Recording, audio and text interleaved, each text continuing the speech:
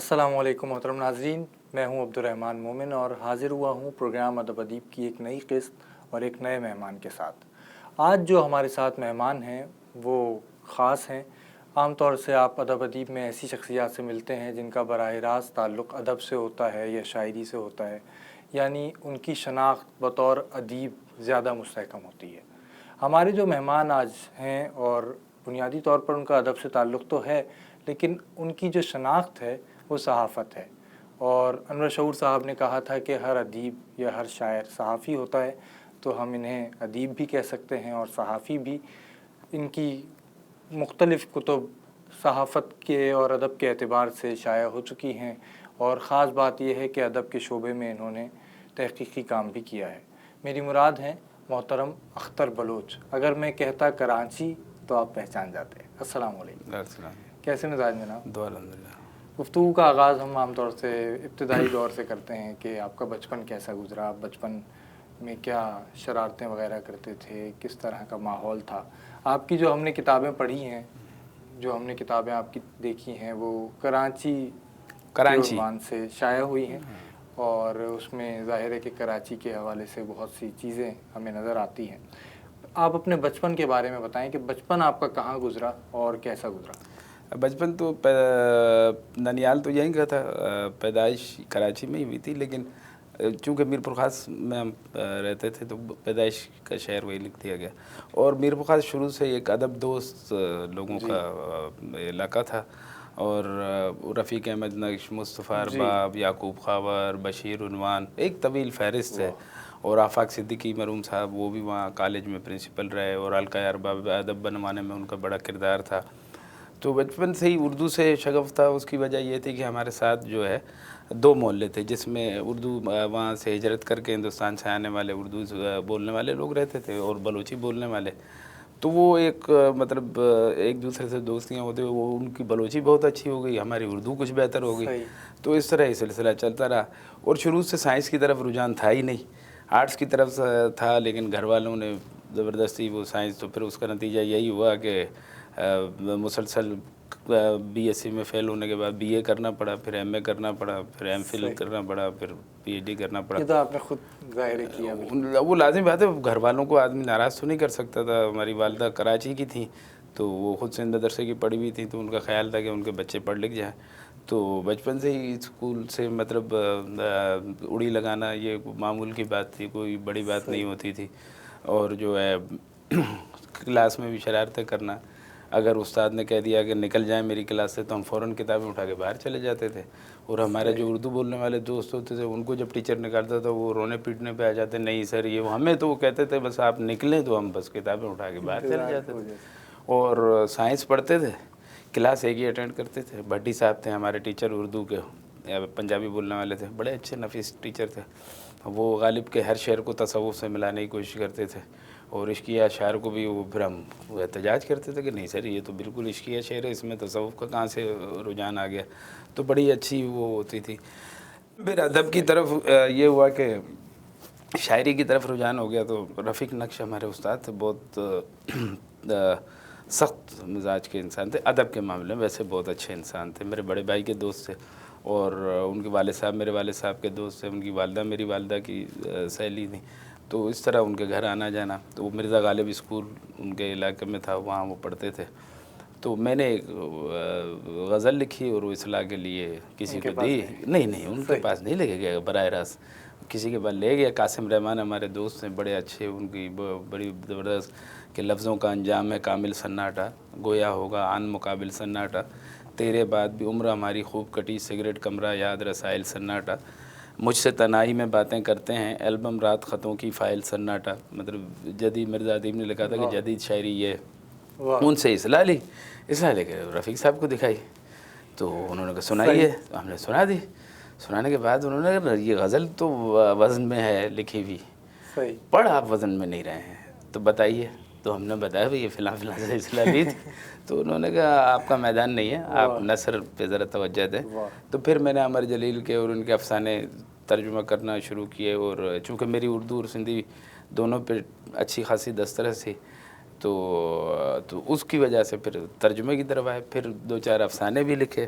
ایک آدھ افسانہ مائنوں میں بھی چھپا. وہ میرے لیے بڑی اعزاز کی بات تھی کہ مائنوں میں اس وقت چھپنا بڑا وہ ہوتا تھا مائنوں میں, اور وہ افسانہ بھی ایسا تھا کہ لوگوں نے کہا مائنوں میں نہیں چھپے گا, وہ کاروکاری پہ تھا, تو وہ افسانہ بھی چھپا. تو اس طرح ادب سے اور اردو شاعری سے تو شروع سے ہی ایک وہ رہا, تو تعلق رہا. اور پھر وہاں حلقہ ارباب ادب کی نشست ہوتی تھی, اور اس کا کمال یہ ہوتا تھا کہ وہ 5:05 پہ نہیں 4:59 پہ شروع ہوتی تھی. اور ایک بار تو ایسا بھی ہوا کہ حلقے کی نشست تھی, تیز بارش ہو گئی, 2 لوگ صرف پہنچے. تو انہوں نے کہا جی نشست کا آغاز کرتے ہیں. اب جیسے میں اور مومن پہنچ گئے تو میں نے کا نظامت کے فرائض میں انجام دے رہا ہوں, صدارت کے لیے میں مومن کی نام کی تجویز کرتا ہوں اور میں ہی تائید کرتا ہوں, اور یہ منٹس میں لکھ لیے. اس کے بعد 15 لوگ اور پہنچ گئے. تو جو تھے انہوں نے کہا بھئی نشست تو ختم ہو گئی ہے, باقاعدہ نشست, بے قاعدہ نشست مطلب غیر رسمی نشست جو ہے وہ اب کر لیتے ہیں. اور اس کے بعد وہ ہوئی, سب لوگوں نے اپنی چیزیں پڑھی ہیں. وہ تو میرپور خاص میں ادب کے ماحول میں ہاں وہ اب تک وہاں یہ روایت ہے کہ 5 بجے کا مطلب 5 بجے, یہ نہیں کہ آپ تو. اور میرپور خاص میں آپ اس وقت کراچی میں بھی کسی یونیورسٹی میں ادھر کالج میں جائیں تو آپ کو پی ایچ ڈی پروفیسر وہ میرپور خاص کا ہی ملے گا, اس نے میرپور خاص سے ہی پڑھا ہوا ہوگا. ادھر میرے خیال کراچی میں ہی ہمارے ڈاکٹر کرن سنگھ ہیں, دانش ہے, اور بہت سارے لوگ ہیں جو شاعر بھی ہیں اور ادیب بھی ہیں. تو وہ ہیں میرپور خاص کو اس حوالے سے پورے سندھ میں نہیں بلکہ پورے پاکستان میں ایک امتیاز حاصل ہے کہ ادب دوستی کے ساتھ ساتھ اردو کی خدمت اور اردو کی تعلیم اور تدریس میں بھی انہوں نے بڑا اپنا حصہ ڈالا ہے. ہاں بالکل. اور عام کے ساتھ ساتھ وہاں کے ادب اور وہاں کا ہاں مطلب ادبی نشست ہے تو وہاں کی مطلب اس میں کون ڈاکٹر مبارک علی صاحب جیسے لوگ, اور مطلب میرپور خاص میں مولوی عبدالحق صاحب میرپور خاص 1960 کی دہائی میں تشریف لائے تھے, اور انہوں نے وہاں ایک تقریر کی تھی جو مجھے ملی تھی, میں نے بشیر عنوان صاحب کو بھیجی, انہوں نے پوسٹ پہ ڈالی تھی. انہوں نے بڑی اچھی اس میں کہا تھا کہ اردو کی ترویج و تبلیغ سے جو ہے سندھی کو کوئی خطرہ نہیں ہے بلکہ یہ دونوں قومیتوں کو آپس میں ملائے گی. اسی طرح فیض صاحب, ایک بار وہ فیض صاحب کو وہاں لانا تھا تو جہاں تک مجھے یاد ہے تو وہ کراچی سے وہ فیض صاحب نے انکار کر دیا تھا کہ میں نہیں آ سکتا. تو گاڑی کی گئی اسپیشلی, اور فیض صاحب کو ایسی باتوں میں گاڑی میں بٹھا دیا گیا, اور 2 لوگ ان کے آس پاس بیٹھ گئے, اور سیدھا میرپور خاص ان کو لے آئے مشاعرے میں جم خانہ میں, اور ان سے مشاعرہ پڑھوا کے اور ان کو واپس کراچی چھوڑ دیا. تو یہ اس طرح بھی ادب میں جو ہے اس طرح کی بھی سرگرمیاں جو ہے وہاں پر بھی. اور دوحہ ایک صنف ہے, اس میں مطلب تاج گلاب خان تاج قائم خانی, وہ ان کا اپنا ایک ان کی تنظیم تھی فنکدہ, اس میں بڑے لوگ آفاق صدیقی صاحب کا جیسے میں نے نام لیا, مرزا سلیم بیگ صاحب ہوئے, اور جہاں تک مجھے یاد ہے شاداب احسانی صاحب بھی میرپور خاص گئے, ابھی بھی گئے تھے بیچ میں, تو وہاں آنا جانا ادیبوں شاعروں کا لگا رہتا ہے. تو وہاں کا ایک ادبی ماحول ہے, اور اس میں مزے کی بات یہ ہے کہ اردو کے بڑے لکھاری نثری نظم کے افسانے کے وہ ترجمے کے وہ زیادہ سندھی بولنے والے ہیں, اردو بولنے والے بھی ہیں. اور اردو بولنے والوں کا کمال یہ ہندی سے ترجمے کہ وہاں ایک بڑی تعداد ایسی ہی ہے جو ہندی لکھتی بھی ہے, ہندی پڑھتی بھی ہے, اور ہندی سے ترجمہ بھی کرتی ہے. تو ایک بڑی تعداد, اور یہ سب رفیق نقش صاحب نے ہندی کی کلاسز بھی وہاں لیتے تھے, فارسی کی کلاسز بھی وہاں لیتے تھے. تو پھر وہ سلسلہ چلتا رہا. اور اس کے بعد ہمارے ایک اور دوست ہیں ڈاکٹر احمد نصیر, وہ آج کل یہاں شفٹ ہو گئے ہیں ڈائریکٹر ہیلتھ. کسی دن میں آپ صرف وقت رکھیں گے ان کو یہاں لے کر آئیں گے. اور نصیر صاحب ان کا ایک شعر بڑا زبردست ہے کہ آگہی کا عذاب ڈس لے گا زندگی بھر کتاب سے بچنا. کیا بات. تو وہ آج کل آئے میں کراچی منتقل ہو گئے. اسی طرح ڈاکٹر توحید عمر فاروقی, وہ بڑے شاعر ہیں, وہ بھی میرپور خاص سے ہیں, ہمارے بڑے بھائیوں کی طرح ہیں. ان کے چھوٹے بھائی میرے کلاس فیلو تھے, ان کا وہ ایک شعر بھگتنا پڑا تھا, ایک بڑے بڑے پوسٹر لگے تھے ایک لیڈر کے, تو اس وقت ان کا دبدبہ تھا. تو اب تو نام بھی لے سکتے ہیں, مطلب وہ آپ کے جائے گا نہیں. ہمارے یہاں تو خیر جہاں یہ دیکھا جاتا ہے پروگرام وہاں تو وہ موجود ہوتے ہیں, اور وہ بھی میرا خیال ہے ہمیں دیکھ رہے ہوں گے. ناظرین کرام, اختر بلوچ صاحب کی گفتگو یقیناً آپ سن رہے ہیں اور اس سے محظوظ بھی ہو رہے ہیں. ان کی گفتگو ہی اتنی دلچسپ ہے تو ان کی تحریر کتنی دلچسپ ہوگی. ہم گفتگو کے سلسلے کو آگے بڑھائیں گے ایک وقفے کے بعد. ہمارے ساتھ رہیے.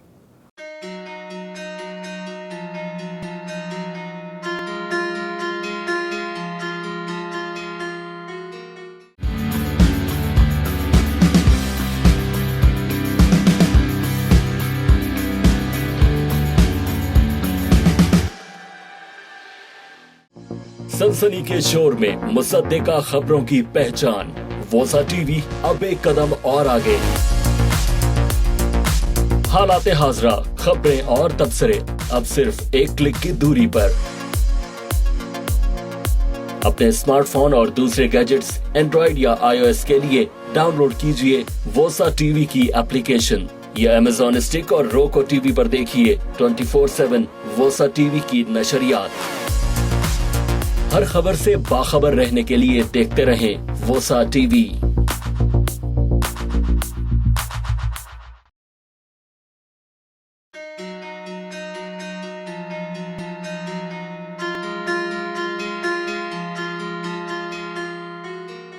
मोहतरम नाजरीन, हमारे साथ मौजूद हैं मारूफ सहाफ़ी और अदीब जनाब अख्तर बलोच साहब, और हम वक्फे पे जाने से पहले गुफ्तगू कर रहे थे और आपको ये शेर सुना रहे थे। हाँ, डॉक्टर तौहीद उमर फारूकी का कि वो एक बड़े सियासतदान थे, उनके पोस्टर लगे हुए थे, तो उन्होंने एक शेर कहा था, वो बाद में बड़ा ज़बान ज़द आम हुआ और असेंबलियों में भी पढ़ा गया कि कानून है और ना कोई ताज़ीर लगी है, कातिल की हर एक चौक पे तस्वीर लगी है। तो वो उस पर कुछ लोग नाराज़ भी हुए और ये फिर उन्हें भी मेरे को खास छोड़ के कराची आना पड़ा। अब वो लियारी में क्लिनिक चलाते हैं और क्या कमाल की बलोची बोलते हैं और सिंधी बोलते हैं और उर्दू तो खैर उनके घर की ज़बान है। तो ये इस तरह बहुत सारे लोग, डॉक्टर करण सिंह हैं हमारे दोस्त भी हैं, वो उनका बड़ा वो रहा। तो वहाँ पर ये भेदभाव नहीं था कि भाई आप हिंदू हैं या आप मुसलमान हैं या आप सिंधी बोलने वाले हैं, उर्दू बोलने वाले। अदबी हलकों का माहौल बिल्कुल अलग था और शदीद ख़राब हालात में जब सिंधी महाजर फसादात उरूज पे होते थे, उनकी नशिस्तें उसी मामूल के मुताबिक चलती थी और उसमें सब लोग आते थे और उसमें मुख्तलिफ़ तंजीमों के हिमायती होते थे, तो वो बैठते भी थे, बात भी करते थे, बात अदब पे होती थी। उसके बाद अपने अपने नज़रियात हर कोई लेके चला जाए जिसको जहाँ जाना है। तो इस तरह रहा मीरपुर खास का माहौल। अभी क्या आज भी वैसा ही माहौल है? हाँ, अभी फ़ोन पे राब्ते होते हैं, आना जाना रहता है, दोस्तों से मुलाकात रहती है। अगर वो यहाँ आते हैं तो हमसे मिलते हैं, हम वहाँ जाते हैं तो उनसे मिलते हैं। एक दूसरे फ़ोन पे कोई तर्जमा करना हो, कोई लफ्ज़ समझ में नहीं आ रहा हो तो अब भी मतलब जैसे रफ़ीक नक्श साहब की बेगम है ज़किया भाभी, उनसे वो भी बहुत साहिब इल्म खातून है, तो उनसे पूछते रहते हैं, एक दूसरे से रब्ता रहता है। अभी भी माहौल वहाँ का वही है, वो मतलब बैक वक्त उसी तरह का दोस्ती वाला माहौल है। अब मेरा इरादा था कि मीरपुर खास की अदबी सरगर्मियों पर करण सिंह की एक बड़ी ज़बरदस्त तहकीक है, वो अगर कभी आप करण सिंह साहब को बुलाएं तो वो आपको बड़ा ज़बरदस्त उसमें बताएंगे कि क्या रहा वो माहौल। आपके घर में आपके जो इर्द गिर्द लोग थे या रिश्तेदारों में अदब से किसी का ताल्लुक़ था? फ़नून लतीफ़ा से तो था। मेरे मामू थे कराची में जो रहते थे, गुलकार थे बड़े अच्छे, उर्दू ठुमरी गीत ये भी गाते थे और बलोची वो भी गाते थे, तो लाज़िमी बात है उससे वो शेरी ताल्लुक़ तो रहा। लेकिन बाकायदा मेरे अलावा किसी ने कोई लिखा हो या तर्जुमा किया हो इस तरह का कोई नहीं है, लेकिन अदब दोस्त थे उसमें। हाँ, और आपके इस तरफ आने पर खुश थे और आपको आगे खुश तो नहीं थे, वो तो चाहते थे मैं डॉक्टर और इंजीनियर बनूं, जो मैं बन ही नहीं पाया। ये क्या वजह है कि हमारे माशरे में लोग सोचते हैं कि कोई नौजवान अगर अदब की तरफ आ रहा है या शायर हो जाता है फिर तो कहते हैं कि ये क्या? वो हमारे घर वालों का कसूर नहीं था, वो हमारे साथ जो है ना उर्दू बोलने वाले बहुत रहते थे। सही। अब वो कभी नशिस्त होती थी, हमारी वालदा वगैरह भी बैठती थी। हमारी वालदा तो बड़ी मासूम किस्म की खातून थी, तो एक बार वो हमारे हसन अली हमारा एक दोस्त था, उसके घर चली गई, तो वो ये पता नहीं इंडिया में कहाँ के थे लेकिन बड़े नफीस किस्म के अहले तशय्युह थे, तो उनको जाके उसने कहा कि वो अख्तर का तो पोस्टमार्टम आ गया, तो हसन अली का नाम पप्पू था कि पप्पू का पोस्टमार्टम नहीं आया, तो उधर तो रोना पीटना मच गया उनको, घर में वो तूफ़ान खड़ा हो गया। अब वो अक्सर वफात तक हम छेड़ते थे इस बात पे, तो बड़ा होता होती थी, वो कहती थी बस नहीं आया समझ में, मैंने कह दिया। वो मार्कशीट को पोस्टमार्टम भूल गई, तो हम साथ ही गए हुए थे, तो जब मेरा पोस्टमार्टम हो गया, लाश आ गई और पप्पू की नहीं आई और गए हम दोनों साथ थे, तो वो बोलना मार्कशीट चाह रही थी, बोल पोस्टमार्टम गई, तो वो इस तरह का।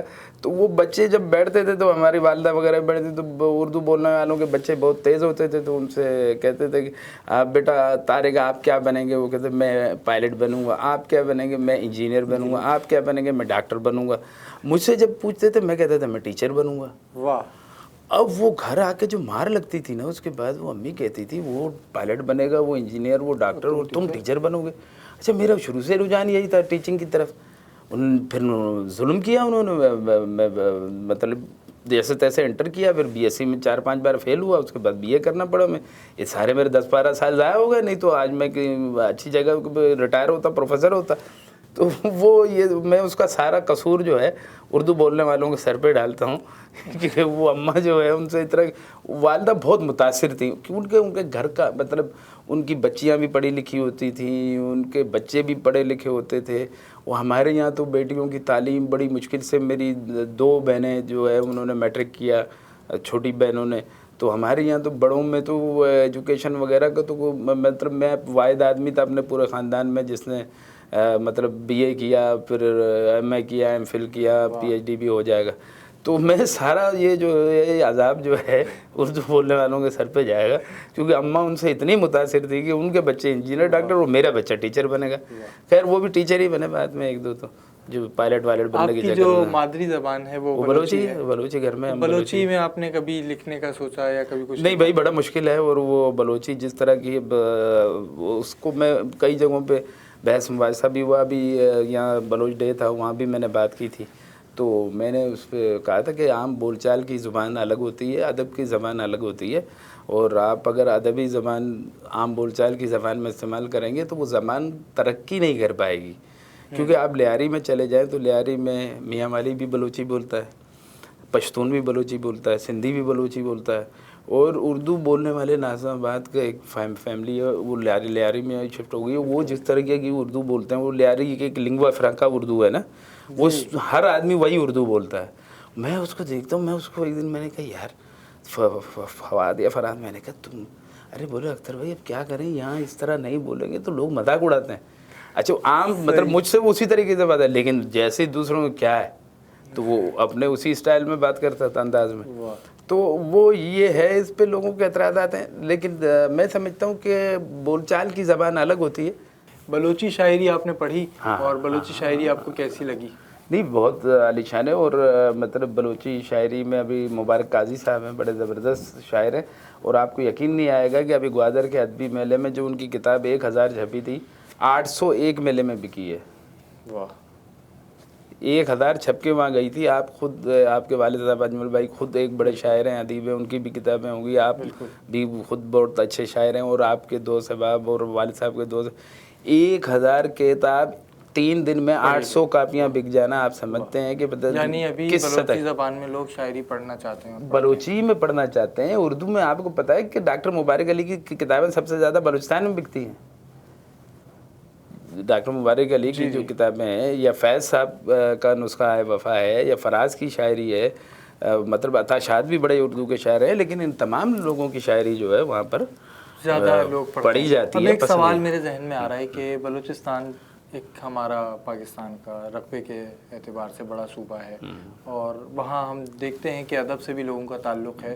لیکن ادب میں اگر ہم دیکھتے ہیں تو لوگ ترقی پسند ادب کی طرف زیادہ رجحان رکھتے ہیں. اس کی کیا آپ کو وجہ نظر آتی ہے؟ اس میں بلوچستان شروع سے جبر کا شکار رہا ہے نا. اس میں مطلب بہت سارے مطلب مسائل ان کو، پھر جو وسائل ان کے ہاتھ میں نہیں ہیں. پھر سیاسی طور پر 70 میں اسے صوبہ تسلیم کیا گیا. تو وہ پھر احتجاج کا رنگ جس شاعری میں ہو نا، وہ ان کو زیادہ بھاتا ہے بنسبت اس کے جس میں رومانویت ہو. لیکن اب فیض صاحب کی شاعری میں رومانویت بھی ہے اور وہ احتجاج کا رنگ بھی ہے. لیکن اگر ترجیحاً انہیں کہا جائے تو وہ جالب کو زیادہ پسند کریں گے جی، کہ وہ بالکل براہ راست احتجاج ہے، اس میں بغاوت ہے. ٹھیک ہے نا. اور شاعرانہ حسن بھی ہے، ایسا نہیں ہے، لیکن وہ بغاوت اور احتجاج جو ہے وہ اب ان کے اس کا حصہ بن گئے ان کے مزاج کا. تو اس لیے وہ مطلب رشین مطلب وہ چیخوف کو بھی پڑھتے ہیں، لیکن ماں ناول ان کا پسندیدہ ترین ناول ہے. اب تک جو نوجوان ہیں وہ ماں ناول جو بھی نیا آتا ہے اس کو کہتے ہیں کہ پہلے یہ پڑھو. تو مطلب وہ پورا ایک انقلاب کا رنگ ہے اس میں. آپ نے اگر پڑھا ہو ماں کا تو گورکی کا جو ماں ناول ہے، تو وہ اس لیے ان کے پاس ہے. ایسا نہیں ہے کہ وہ مطلب. اور بلوچی شاعری میں بھی احتجاجی شاعری بہت کم ہے. جو بڑے نام ہیں شاعری میں، عطا شاد ہے، مبارک قاضی ہے، وہ خالص رومانوی شاعری ہے ان کی. تو یہ وجہ ہے اس میں. منیر مومن صاحب ہیں اور ہاں لوگ بھی شعر کہہ رہے ہیں ماشاءاللہ، نئے لوگ بھی ماشاءاللہ بہت اچھا شعر کہہ رہے ہیں. آپ کا ترقی پسند ادب کی طرف یا اس تحریک کی طرف مجھے محسوس ہوتا ہے کہ رجحان رہا، اس کی آپ کو کیا وجہ لگتی ہے، اور کیا شعوری طور پر آپ اس طرف گئے یا لاشعوری طور پر؟ نہیں گئے تو شعوری طور پر تھے، کیونکہ ہم بلوچ اسٹوڈنٹس آرگنائزیشن میں ہوتے تھے، اور وہ ایک مطلب بائیں بازو کی تنظیم ہوتی تھی، بلوچ کامپرس تنظیم تھی. تو اس میں پہلے آپ کو پڑھوائی سبت حسن جاتا تھا. جب آپ جاتے تھے تو وہ جو ہے ماضی کے مزار، موسیٰ سے ماس، نوید فکر، یہ آپ کو پڑھنا پڑتا تھا تاکہ آپ کا ذہن تھوڑا سا واضح ہو جائے کہ کس طرف آپ نے جانا ہے.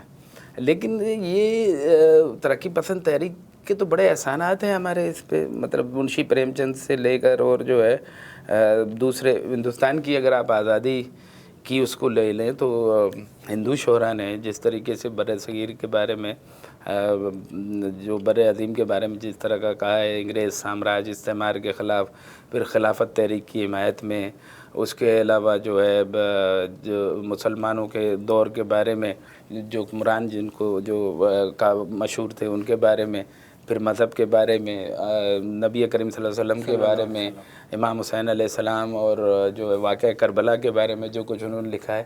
تو وہ ترقی پسندی کا مطلب یہ تو نہیں ہے نا کہ آپ ان تمام چیزوں سے آپ حسن کو، مطلب آپ حسن سے کیا مطلب صرف نظر کیسے کر سکتے ہیں؟ خوبصورتی سے اب امیر کہتا ہے کہ ناز کی اس کے لب کی کیا ہے، لب کی کیا کہیے، پنکھڑی گلاب کی سی. اب یار اب اس شعر کا کیا، آپ اس کا کیا مطلب متبادل کیا لائیں گے؟ اتنا خوبصورت شعر ہے کہ آپ مطلب ناز کی، لب کی اور پھر پنکھڑی، تو یہ ساری چیزیں تو اس طرح ہے. ترقی پسندی کا مطلب قطعاً یہ نہیں ہے کہ آپ باقی ادب کو رد کر کے اور صرف جو ہے نعرے بازی پہ آ جائیں. نعرے بازی اور مطلب شاعری میں بڑا فرق ہے نا، وہ تو اس میں نمایاں فرق ہے، لیکن کہیں کہیں آپ کو نعرے بازی کی ضرورت پڑتی ہے. صحیح ہمیں. لیکن ناظرین کرام، یہاں ایک وقفے کی ضرورت پڑ رہی ہے. چاہتے تو نہیں ہے کہ گفتگو کا سلسلہ ٹوٹے، یہاں سلسلہ ٹوٹ رہا ہے، اسے جوڑیں گے. ایک وقفے کے بعد ہمارے ساتھ رہیے.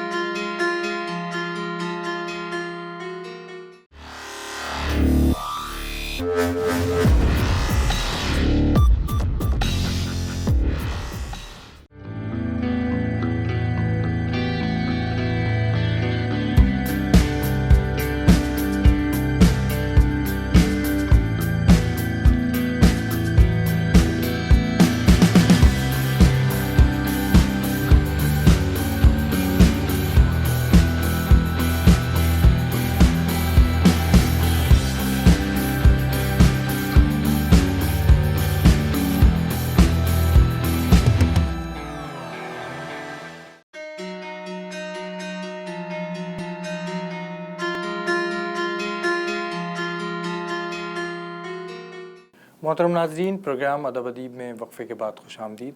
ہمارے ساتھ موجود ہیں محترم اختر بلوچ، اور وقفے پہ جانے سے پہلے ترقی پسند ادب کے بارے میں کچھ بات ہو رہی تھی، اس شاعری کے بارے میں بات ہو رہی تھی. ہم دیکھتے ہیں کہ آج ہمیں ترقی پسند ادیب یا ترقی پسند شاعر اس طرح نظر نہیں آتے جیسے پچھلی صدی میں ہمیں نظر آتے تھے، یا ان کا ادب ہم پڑھتے تھے، ان کی شاعری پڑھتے تھے. کیا وجہ ہے کہ اب وہ ادب ہمیں اتنا زیادہ نظر نہیں آتا؟ نہیں ایسا نہیں ہے، وقت مل گیا ہے؟ ایسا نہیں ہے. آپ کو کیا محسوس نہیں ہوتا ہے؟ لوگ لکھتے ہیں، ابھی بھی لکھتے ہیں، اور افسانے بھی لکھتے ہیں، شاعری بھی پڑھتے ہیں.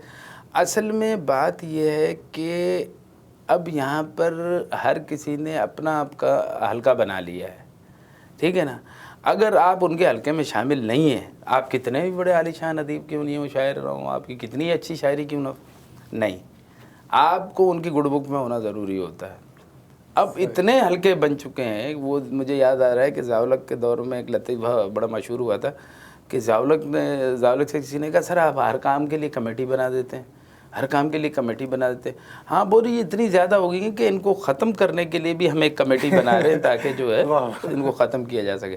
تو اب یہاں اتنے حلقے ہو گئے ہیں آپ کے، مطلب میں تو یہاں دیکھتا ہوں مشاعروں میں باقاعدہ جنگ و جدل، مطلب تو تکار، ایک دوسرے پہ الزامات، اور شاعری میں نام لے لے کے کہہ رہے ہیں کہ یہ فلاں صاحب بیٹھے میں. اب اس ماحول میں آپ کیا پڑھیں گے، کیا لکھیں گے، آپ کو کیسے اندازہ ہوگا؟ کون کیا لکھ رہا ہے, کیا چیز نہیں لکھ رہا.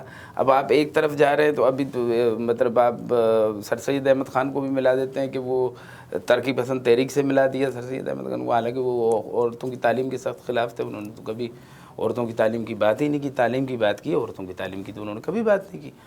تو اب یہ ساری چیزیں ہیں, وہ لوگ لکھ رہے ہیں. اور اصل مسئلہ یہ ہے نا کہ ترجمے کی جو صنف ہے نا وہ انکا ہوتی جا رہی ہے, وہ غائب ہو رہی ہے. اور دوسری زبانوں میں, سندھی میں, پشتو میں, بلوچی میں تو بہت سارا لکھا جا رہا ہے. پہلے جو ہے وہ چیزیں جیسے مزاحمتی ادب جو ہے وہ اکادمی ادبیات کتابیں نکالتا تھا اس پہ. اب اس میں ہوتا یہ تھا کہ اگر بے نظیر کا دور آ گیا تو اس میں وہ سارا ترقی پسند ادب جو ہے وہ شامل کر کے فوراً وہ چھپوا دیتے تھے. دوسرا دور آ گیا تو انہوں نے باقی چیزیں چھاپنا شروع کر دیں. تو کوئی مطلب ایک سرٹن کرائٹیریا نہیں ہے, تو ہو رہا ہے. اب دیکھیں نا, ترجمہ ایک ایسی چیز ہے کہ شاہ لطیف کا ایک شعر ہے کہ ہلو ہلو کوری ہیں نازک جنی جو نی گنڈین سارو نی چھنڑ مر نہ سکیا, کہ چلو چلو چلیں ہم جو جلاؤں کی جانب یا جو قالین بنتے ہیں ان کی جانب. آپ قالین بنتے ہوئے کبھی دیکھا ہے مومن؟ قالین بناتے ہوئے نہیں کبھی دیکھنا. وہ دھاگا ٹوٹ جاتا ہے تو وہ دھاگے کو ایک گرہ لگاتا ہے, لیکن اتنی نازک ہوتی ہے کہ وہ پتہ نہیں چلتا, وہ تاکہ کام آگے چلے. تو وہ کہتے ہیں کہ چلو چلو ان کی جانب, جلام کی جانب جن کی گرہ بہت نازک ہوتی ہے, جوڑتے ہیں سارا دن, توڑنا انہوں نے سیکھا ہی نہیں ہے. ٹھیک ہے نا. تو یہاں جو مختلف زبانوں کا ادب ہے, اگر اس کا ترجمہ آپ اردو میں کریں گے اور اردو سے سندھی میں کریں گے تو یہ آپ لوگوں کو جوڑ رہے ہوں گے نا, توڑ نہیں رہے ہوں گے, کہ پتہ چلے گا کہ بھائی سندھی میں شاعری کیا ہو رہی ہے, ادب کیا لکھا جا رہا ہے, اردو میں کیا لکھا جا رہا ہے. وہ چیز تھوڑی سی اب کم ہو گئی ہے. تو اس کو اگر ہم بڑھاوا دیں گے تو, اور پھر یہ بھائی یہ جو گروپ بندی ہے اس میں تو اللہ معافی دے, اسے کون آگے بڑھا سکتا ہے اس سلسلے کو؟ ترجمے کا جو کام ہے ہم سمجھتے ہیں یا ایک خیال پیش کیا جاتا ہے کہ ریاستی بھائی نہ اجمل فراج بڑھا سکتا ہے, نہ اختر بلوچ بڑھا سکتا ہے, نہ کرن سنگھ بڑھا سکتا ہے. ہماری عمر اب ان کاموں کے لیے بہت ریاضت محنت. مومن بڑھائے گا, مومن کے دوست بڑھائیں گے, اور مومن اپنا ایک حلقہ بنائے گا. جہاں ہماری مدد کی ضرورت ہوگی ہم مدد کریں گے, جہاں کسی اور کی مدد کی ضرورت ہوگی وہ کریں گے. یہ آپ جیسے نوجوانوں کا ہے اب یہ کام, وہ ہم اس میں مطلب آپ کو مشورہ دے سکتے ہیں, اس میں آپ سے گفتگو کر سکتے ہیں, لیکن یہ نہیں ہو سکتا کہ جو ہے ہم بیٹھ کے اتنا محنت طلب کام ہے کہ ترجمہ کوئی مذاق تو نہیں ہے. لفظ بلفظ تو ہر کوئی کر لیتا ہے, لیکن ویسے تو مذاق کام تو نہیں ہے نا. یہ میں نے 1-2 کتابوں کے تراجم کیے تھے سندھی سے اردو میں, بہت وقت صرف ہوتا ہے. ابھی ہم کراچی کی طرف بڑھتے ہیں. اور کراچی آپ نے جو کتابیں لکھی آپ کا حوالہ بنی اور بہت اچھے انداز میں آپ نے انہیں پیش کیا. کراچی جب آپ آئے اور کراچی میں جو وقت گزرا وہ کیسا تھا, اور کراچی کا ادبی ماحول آپ کو کیسا لگا؟ میرپور خاص کا تو ہم نے ماحول دیکھا اور آپ نے اس کا, حیدرآباد کا بھی بڑا اچھا ماحول تھا. مرزا سلیم بیگ وغیرہ, وقار احمد وقار ہمارے دوست تھے. عنایت علی خان صاحب سے بھی حیدرآباد میں, بعد میں تو وہ بھی کراچی منتقل ہو گئے تھے, تو ان سے بھی بڑا اچھا رابطہ رہا. کراچی میں میری وجہ شناخت تو کرانچی والا بنی. جی اچھا, جب وہ کراچی والا طے کیا گیا, مصدق سامل صاحب نے اس کا نام مجھ سے پوچھا کالم کا, میں نے کہا سامل صاحب آپ کی مرضی ہے, آپ رکھ دیں, آپ کو قبول ہے؟ میں نے کہا.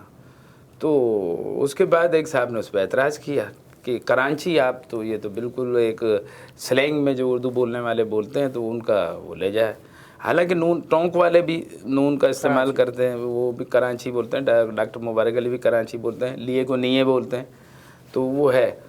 پھر میں نے ان کو غالب کے خطوط کا حوالہ دیا, اس میں ایک خط میں انہوں نے لکھا کہ فلاں صاحب کراچی بندر گئے ہوئے ہیں. تو میں نے کہا غالب سے بڑی صنعت تو کوئی نہیں ہے. جب غالب نے کراچی کو کرانچی لکھا ہے تو اب میں تو اس کو کراچی نہیں کہوں گا. اردو میں جب غالب نے کرانچی لکھ دیا تو بات ختم ہو گئی.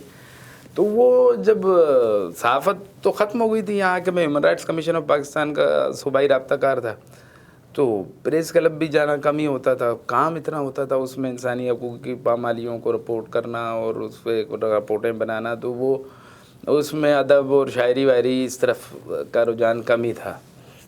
لیکن پھر میں نے جب کراچی پہ لکھنا شروع کیا تو ابتدا میں تھوڑی سی مشکلات بھی ہوئیں, لیکن پھر وہ سلسلہ رک کے نہیں دیا، کیونکہ بنیادی طور پر کراچی میں جو مسلمانوں نے بھی یہاں جیسے یہ ہے اپنا خالق ڈنا ہے، وہ خالق ڈنا ہے، وہ انہوں نے بنایا تھا. اور یہ جو مولوی مسافر خانہ آپ اس کو کہتے ہیں، یہ مولوی مسافر خانہ نہیں ہے، یہ مولے ڈنو مسلم دھرم شالہ ہے. صحیح. اس کا نام ابھی بھی تختی لگی ہوئی ہے، مولے ڈنو مسلم دھرم شالہ. یعنی اس وقت مسلمان بھی مسافر خانے کو دھرم شالہ ہی کہتے تھے. تو یہاں پر پارسی تھے، مسیحی تھے، یہودی تھے، یہودی نقشہ ساز تھے. انہوں نے بڑا کام کیا کراچی میں. جو یہ بڑے اسکول، اچھے اسکول، ماما پارسی اسکول، ویر بھائی سپاری والا اسکول، یہ سینٹ پیٹرک، سینٹ جوزف، یہ کالجز، یہ سارے گرامر اسکول، یہ سارے مسیحیوں کے بنائے ہوئے اسکول تھے. اور یہاں پر مطلب وہ کیا نام ہے اس کا، انڈین جو اپوزیشن لیڈر تھا جس نے رتھ یاترا کی تھی اور اس کے انجام میں بابری مسجد پہ حملہ ہوا تھا، نام یاد آ جائے گا، وہ یہاں آیا تھا، اپنے اسکول گیا تھا اور خاصی دیر ایک بینچ پہ بیٹھا رہا. بس اس نے بولا کوئی بھی نہیں آیا، میں اپنی کلاس میں اپنی بینچ پہ بیٹھنا چاہتا ہوں. پھر مشرف بھی یہیں پڑھے تھے، مشرف بھی یہاں ہو کے گئے اور بے شمار لوگ یہاں ہو کے گئے. تو اسی طرح اب کراچی میں مطلب پارسی اب بے نظیر کہاں پیدا ہوئی تھی کراچی میں، یہ بھی کسی کو نہیں پتہ. اب یہاں ڈولی کھاتا ہے، اب ڈولی کھاتا کہاں ہے یہ بھی بتانا پڑے گا. سولجر بازار کے پاس ہے. تو ڈولی کھاتا میں جو ہے وہاں پر ایک ہاسپٹل تھا، تو اس میں میٹرنیٹی ہوم تھا، محترمہ وہاں پیدا ہوئی تھی. تو یہ پیپلز پارٹی والوں کو بھی شاید کم ہی لوگوں کو معلوم ہو. اور اسی طرح مطلب یہودیوں کی عبادت گاہیں تھیں یہاں پر، یہودیوں کا قبرستان تھا جو ابھی بھی ہے. ابھی کراچی کی کھوج لگانے کے لیے بہت 1 گھنٹے کے پروگرام میں ہم اسے نہیں کر سکتے. بس ایک سوال ہے میرے ذہن میں کہ آپ کو اس پر سراہا تو بہت گیا اور بہت پسند کیا گیا، اور یہ آپ کی ایک طرح سے شناخت بھی بنا، یہ کالم بھی اور پھر یہ کتابیں بھی. آپ کو تنقید کا بھی سامنا کرنا پڑا ہوگا. یار وہ لوگ مطلب کہتے ہیں کہ صرف یہی رہ گئے ہیں کیا، مطلب مسیحی اور یہودی اور جو ہے پارسی. اب میں کہتا ہوں مسلمانوں کے بارے میں تو بہت کچھ لکھا جا چکا ہے نا، ان بیچاروں کے بارے میں کسی نے نہیں لکھا تو میں لکھ دیتا ہوں. وہ تو یہ ہے مسئلہ. اور کوئی ایسا میرا بغض و عناد بھی نہیں ہے. اگر کسی نے جیسے میں نے خالق ڈنا کا کہا کہ اب مولے ڈنو مسلم دھرم شالہ کا اب کیسے معلوم ہے کہ مولوی مسافر خانہ کیا ہے، تو یہ بھی میں لکھتا ہوں، یہ بھی میں بتاتا ہوں. لیکن اب یہ کہ اگر وہ اس وقت میں تو پاکستان بننے سے پہلے کی تاریخ لکھ رہا ہوں نا، تو اس وقت یہی لوگ تھے، انہوں نے کام کیا تھا تو مجبوری ہے ان کا. اور یہ نام کیوں ہم تبدیل کر دیتے ہیں؟ بہت ساری جگہوں کے نام تبدیل مطلب اس کا یہ ایک عارضہ ہے، بیماری ہے اور کچھ بھی نہیں ہے. مطلب آپ بندر روڈ آج تک بندر روڈ ہی ہے. جیسے آپ کچھ بھی نام تھا بھیم پورا ہے، مطلب گرو مندر ہے، گرو مندر کو شام دہی چوک کر دیا، فلاں چوک کر دیا، لیکن آج تک وہ گرو مندر ہی ہے. ہاں گرو مندر ہے. کسی سے بھی آپ کہہ رہے ہیں نمائش ہے، آپ کچھ بھی کر لیں. اس کو نورانی چوک اس کا نام رکھا، لیکن نمائش ہی ہے. تو یہ اس طرح ہے معاملہ. صحیح.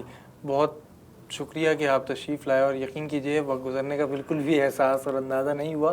میں چاہوں گا کوئی پیغام ہمارے ناظرین کو ضرور دیں. بھائی یہی ہے، یہ سلسلہ آپ شروع کریں اور لوگوں کو بلائیں جو ادب کے علاوہ بھی اور ادب سے وابستہ بھی ہوں. میرا تو لٹریچر میں ماسٹر لٹریچر میں، اردو لٹریچر میں ہے، اور ابھی تو ہم نے اس پہ بات ہی نہیں کی ہے.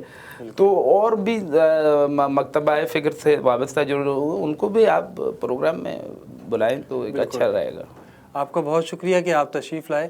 ناظرین کرام، آج آپ نے اختر بلوچ صاحب سے ملاقات کی اور آپ نے ان کی گفتگو میں میرپور خاص کو دیکھا، کچھ حیدرآباد نظر آیا، کراچی بھی نظر آیا، لیکن بہت زیادہ نہیں. اور ان کا جو تحقیقی کام ہے اس پر تو بات ہو ہی نہیں سکی. آپ نے ان کی گفتگو ملاحظہ کی، اور یقیناً جب آپ ان کی تحریریں پڑھیں گے تو زیادہ آپ لطف اندوز ہوں گے. ہم آئندہ بھی ایسی ہی ادبی شخصیات کو آپ سے ملواتے رہیں گے، اس امید اور دعا کے ساتھ کہ ادب اور ادیب ترقی کرتے رہیں. آپ کا میزبان عبدالرحمن مومن اجازت چاہتا ہے. اللہ حافظ.